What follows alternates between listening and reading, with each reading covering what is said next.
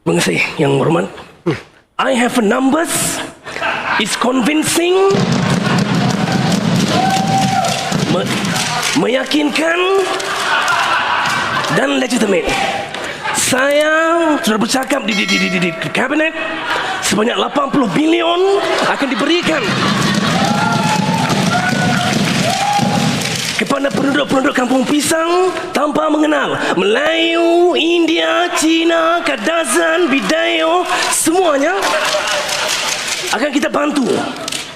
Dan saya yakin apabila saya menjadi wakil rakyat, saya pasti saya akan menjadikan